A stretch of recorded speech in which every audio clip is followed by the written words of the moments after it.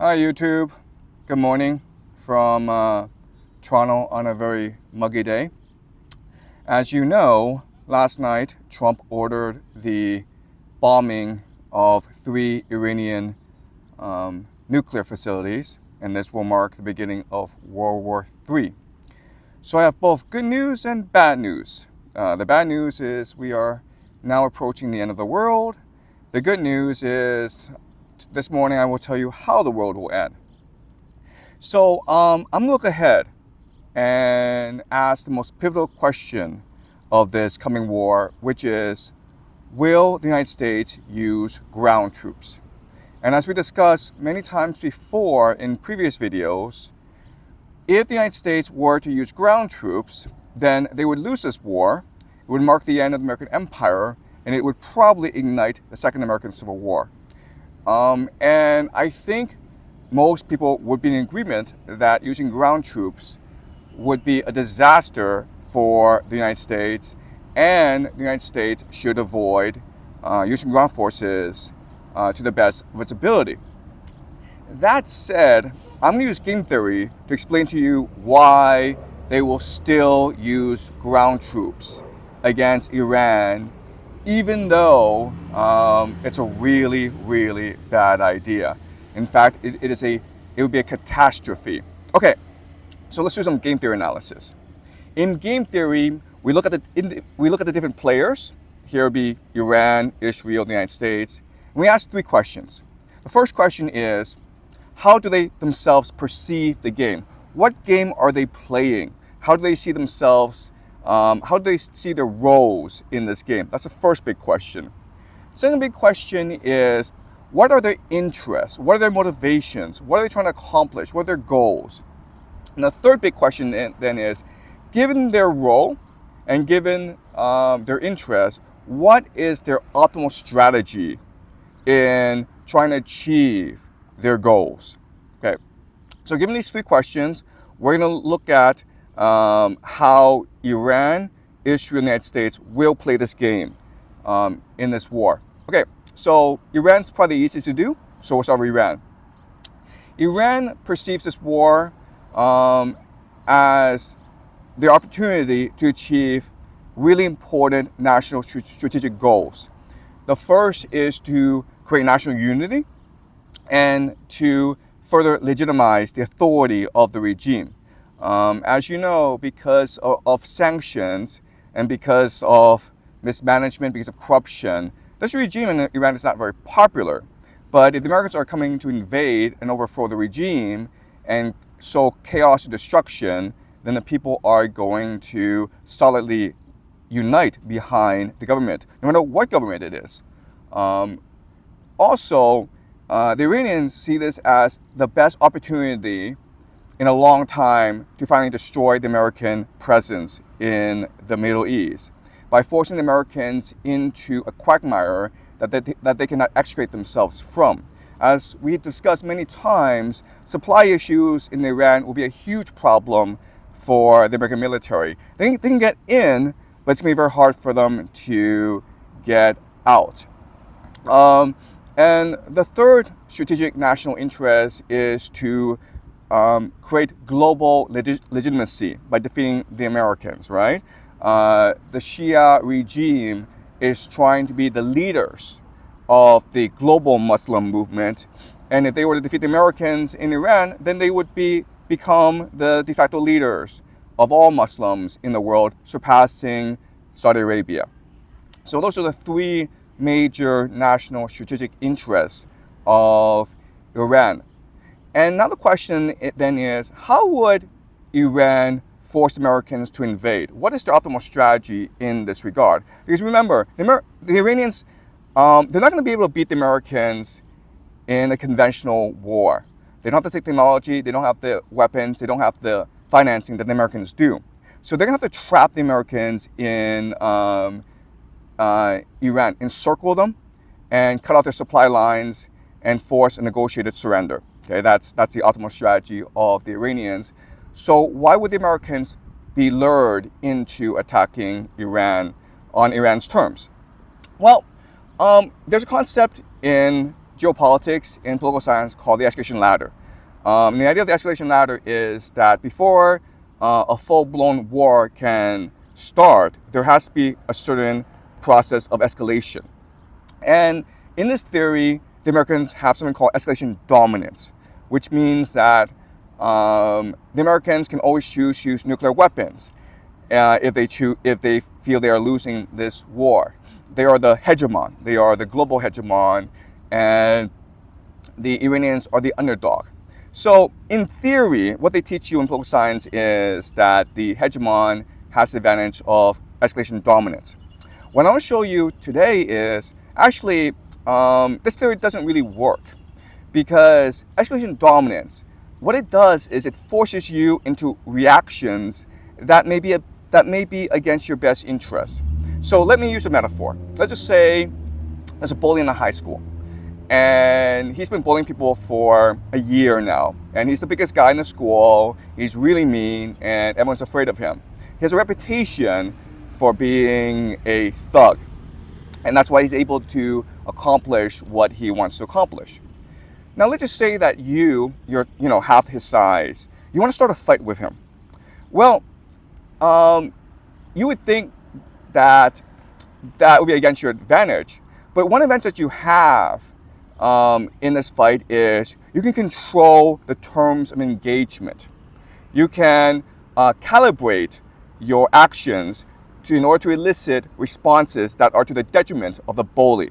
Okay, so what I mean by that is, if the bully punches you, well, you have options. You can choose to go to the principal. You can choose to not do anything, or you can choose to fight back. Okay, you have some options. But if you were to punch the bully would have actually no choice but to punch you back. If he relents, if he compromises, then he loses all credibility in the school. So he has absolutely no choice in the matter but to punch you back, and punch you back harder than you punched him. And what this means is there are ways for you to calibrate your attack so that the bully is trapped. Okay, so for example, you might say some bad things about him behind his back, then he responds. And anyway, the point of the matter is, even though the bully is supposed to be the stronger player, he's forced by his reputation to respond in a certain way that you can control and calibrate. Same situation here with Iran versus the United States. The United States is a global hegemon. If Iran were to close off the Strait of Hormuz, if it were to attack Saudi Arabia, if it were to attack American bases in the Middle East, then the Americans must respond in a way that demonstrates escalation dominance. Okay? And so, by slowly and methodically and steadily provoking the Americans in a way that seems fair and reasonable, then Iran can slowly force the Americans into evading Iran. Okay, it's going to be a gradual process, but the Iranians can do this. Remember, it's the Americans who first launched the first strike against the Iranians, and so the Iranians can now calibrate response in order to slowly trap the Americans in the Middle East. Okay, so from the Iranians' perspective, the optimal strategy is to force Americans to use ground troops to invade Iran, and they can accomplish that by carefully calibrating responses in a way that forces the Americans to respond more harshly until finally the only option really is to use ground troops. Okay, that's the Iranian case study.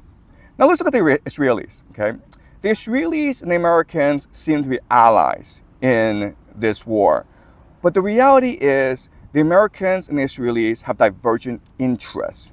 America is the global hegemon. Therefore, it wants to be able to balance forces in the Middle East.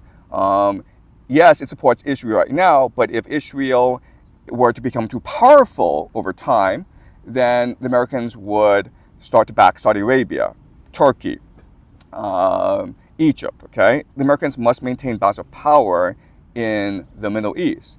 The Israelis, on the other hand, want to be the dominant hegemon in the Middle East.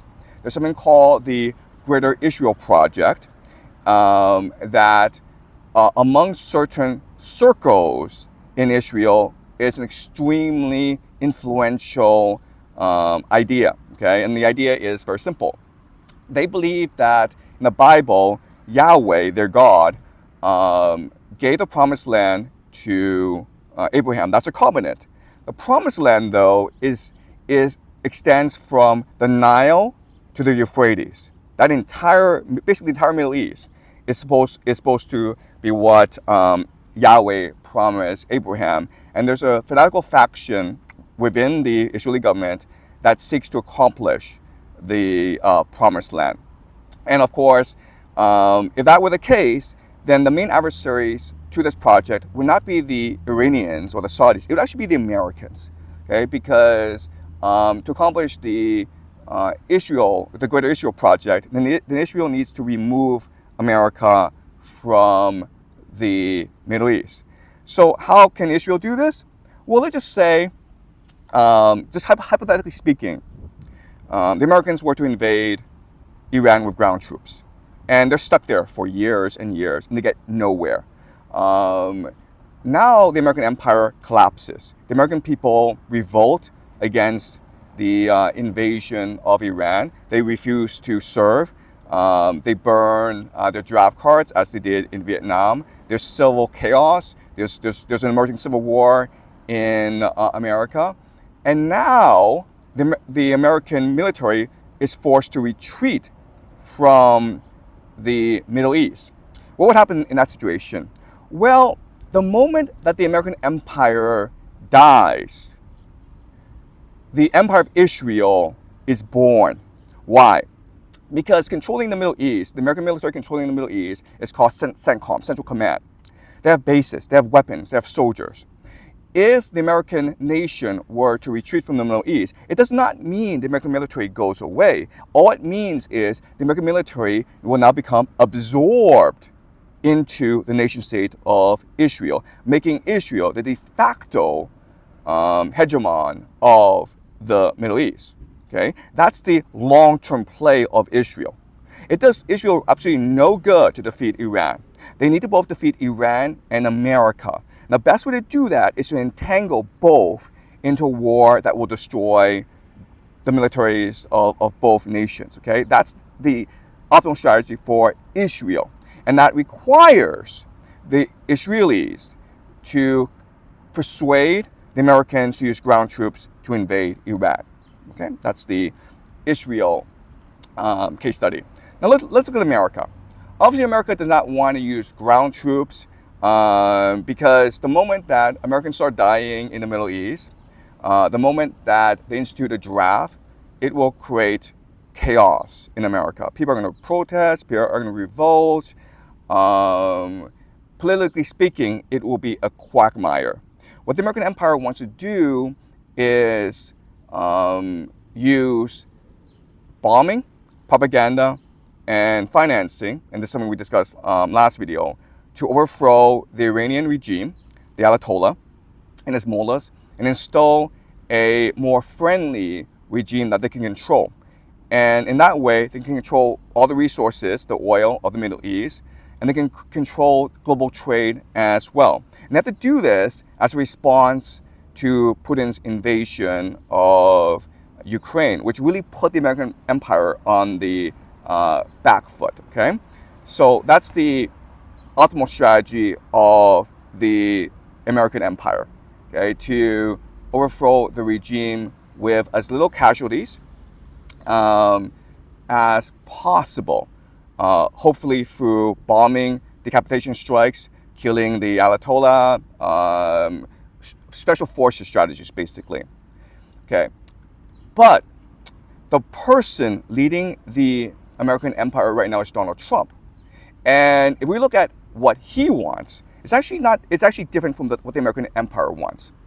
Let's ask ourselves a question. What game is Donald Trump playing? Does he really care about Iran? Does he really care about the Middle East? Does he really care about Israel and Zionism and the Greater Israel Project? My guess is he does not care.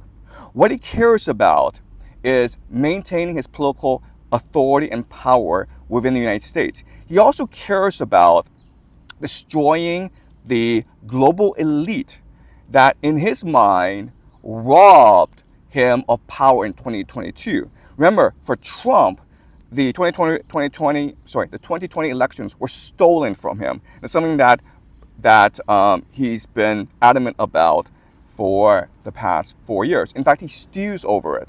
So he wants to get back at the global elite who stole the American election from him, and also wants to make sure he stays in power. And that means destroying the global elite and the American empire. Okay, so it's really a struggle between America First, represented by Donald Trump, and American empire. Now, you would think that this war between the American First people and the American empire would mean that Donald Trump would not use ground troops in Iran. But what better way to destroy the American empire than to give it what all that it wants? Okay, what better way to destroy the American empire by making it arrogant, and by giving it all it wants, and by putting it in a situation that it cannot possibly win, right?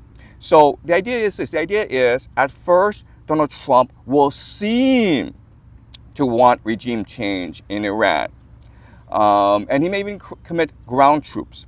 But as the American people start protesting, as there's violence and civil strife within America, as American soldiers start to die in Iran, as the global economy collapses, then Donald Trump's going to want to change his mind, right? But the American empire is fully committed to winning this war. It's all in. It refuses to surrender. And now a conflict emerges between the American empire and America First. And Donald Trump can now aggravate this tension by standing with America First over the American empire. And this would lead to a civil war. And you would think this is a bad thing, but a civil war and an unwinnable war in the Middle East are going to greatly enhance the power and authority of Donald Trump. So much so that he would probably be able to capture a third term. Okay, so it's really interesting in that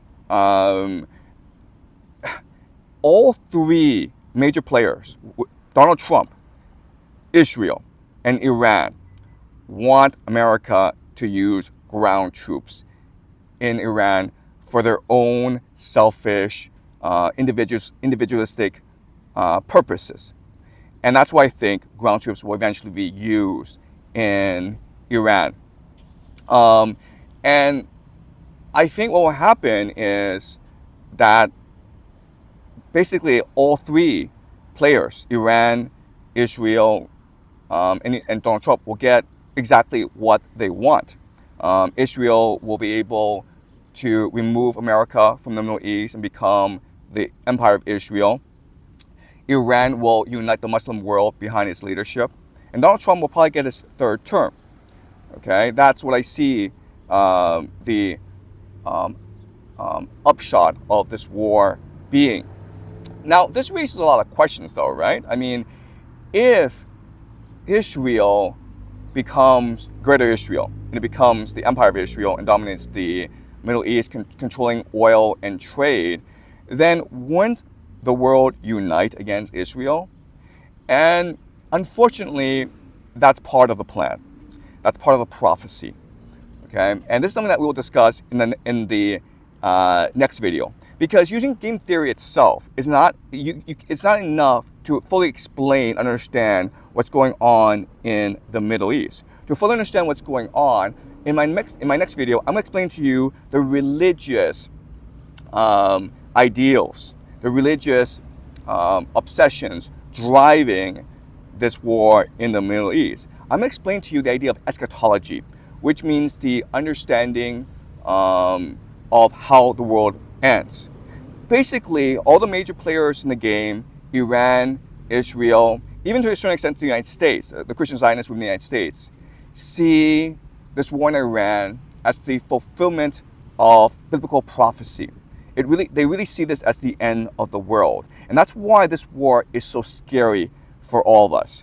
And so in my next video, I will reveal to you the religious dimensions of this war. Okay. Some other points before I conclude this video. Some of you have reached out in my last video and said that I should not reveal my public information. I shouldn't put my family in front of the camera. And you're absolutely right. Upon reflection, I want to thank everyone who voiced their concerns. Honestly, this is all new to me. I was a high school teacher teaching my students, and now I'm internet famous, and everyone's looking to me for some guidance as to this US-Iran war. And I'm flattered, but I'm also overwhelmed by the attention. I'm an educator. I want to continue to educate people on how this war is going to unfold so that you will be better prepared. I see that as my mission. And so I'm going to continue making videos. I'm going to continue, as this war progresses, explaining to you using game theory how this war might unfold. But I now understand that the internet can be a scary, crazy, insane place. So I'm going to have to be much more careful about my public profile, and I have to be a lot more careful about protecting my family. Okay, so I'm going to keep on making videos, but I apologize if you reach out and I don't really answer you. I'm being overwhelmed right now. I apologize if you reach out and you want to have coffee and I can't do it. Again, my focus right now is on studying this war, trying to figure out what's going on, and to the best of my ability, try to explain and clarify what's going on. Okay, so I will see everyone next time. Goodbye.